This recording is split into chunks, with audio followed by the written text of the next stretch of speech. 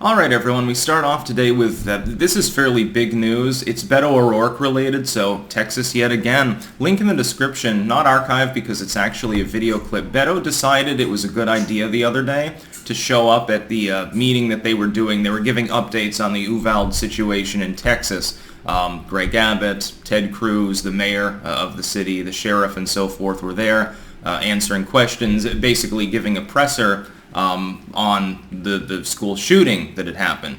Beto, because he is insane, thought it was a good idea to show up and start rambling at them.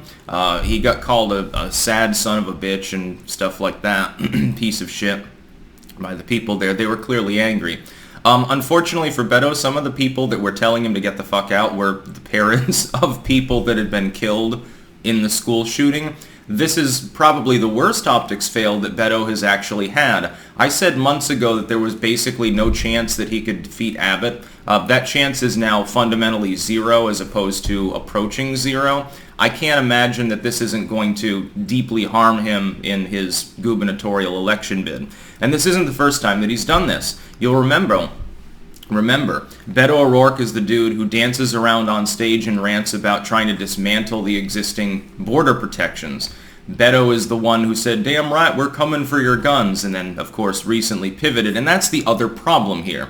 The other problem is that it wasn't a couple of months ago that Beto O'Rourke did effectively almost a 180 on what he had proposed when he was running against Cruz for the Senate seat years ago, or when he had his ill-fated presidential bid, which I think he came in 7th overall before dropping out.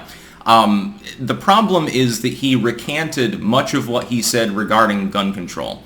That's because instead of running for a Senate seat and losing with the tailwind for the Republicans, he figured, well, I've got to moderate things a little bit. Texas is moving in the other direction. I'm a moderate now. No, I don't want to take your guns. I know that I said I would do that, and I would use men with guns to do that, by the way. No, I don't really want to do that. I just want expanded background checks and an assault weapons ban now. I don't really care about the magazines. I don't really care about... You can own as many guns as you want. I'm actually pro-gun now. I've seen the light.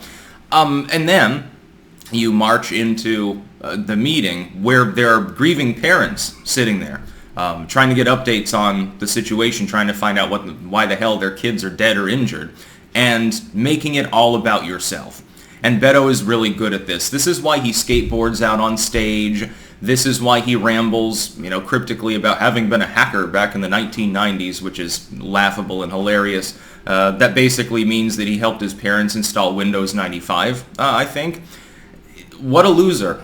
And what a way to torpedo any semblance of chance that you had to get out of this election having a political career. Look, if you can come within 5 points of Abbott, considering he's a reasonably popular incumbent, in a state that leans Republican and is getting more Republican by the day, if you can come within 5 points, you still have a political career. Probably not for a gubernatorial slot or a Senate slot, but you had a House seat that you left to try to run for the presidency in order to, I guess, score a book deal or something, or at least to gain name recognition. Beto O'Rourke's claim to fame now, before the other day, was almost inching out Ted Cruz after the Democratic Party hammered him relentlessly and pumped tens of millions of slush fund dollars into the Senate race. That was his claim to fame. You were almost made it sort of dude.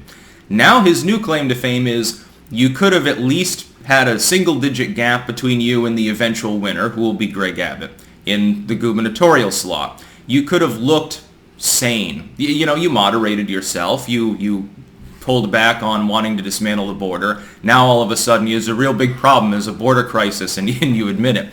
You did the 180. A lot of your fans forgave you for cucking, essentially, on these issues, for pretending to have seen the light, and you could have had a shot at least of having a campaign that was dignified. But Beto's not a dignified person. There was never any chance that he wasn't going to pull some stunt like this. At the worst possible time, though, in this case. He's getting dragged right now, including by liberals. Basically, only his core fans like it. They're like, whoa, go Beto, yeah, you tell him. You tell Greg Abbott about them evil Texas gun laws that are clearly responsible for this, even though mass shootings happen in states where the proposals that you yourself are making, expanded background and gun locks and stuff like that, have already been adopted. California, New York, Maryland, New Jersey, etc., etc.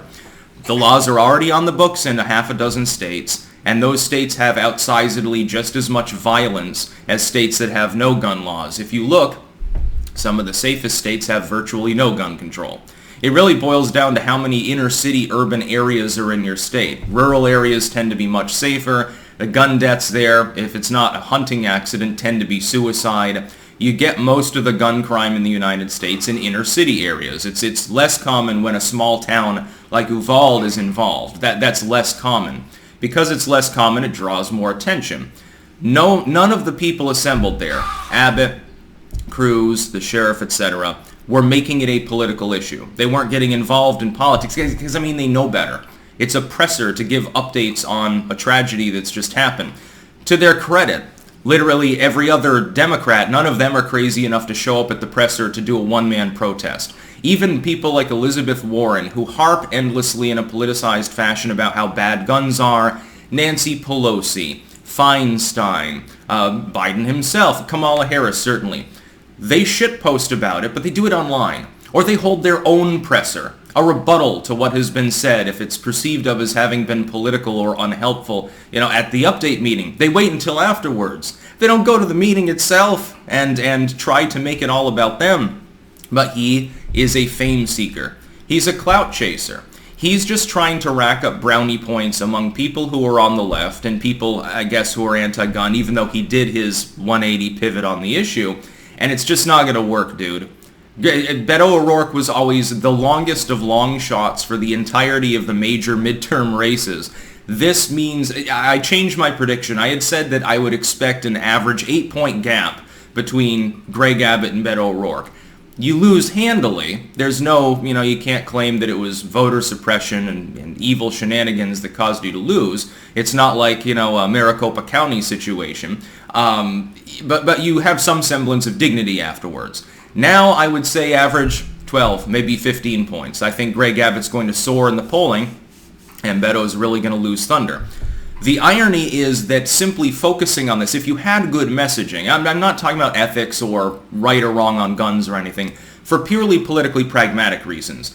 If you stand back and you deliver a rebuttal and you make sure that it's dignified, that it carries solemnity and you're very somber about it, and you express, sadness at people who lost their lives, and you say, well, look, here's my proposal for how we could prevent this from happening again, like a normal politician would do who's anti-gun, then you're not going to lose any votes for that. People will deeply disagree with you. They already did. But you come off as looking sane when you show up to the presser itself, while the grieving families are actively still grieving, while some of them and many people in the community are already there listening to Abbott and all of these other people deliver this non-political update, and you march up to stage and you start effectively harassing people so that you have to be let out by the police because you are heckling the event.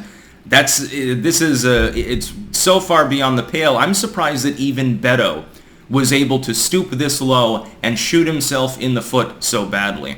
I would be surprised if he doesn't systemically collapse in polling over the next week. I see the legacy media, a few of them are defending him. I'm not even seeing much defense from them because it's so fucking indefensible. That's about all. Peace out.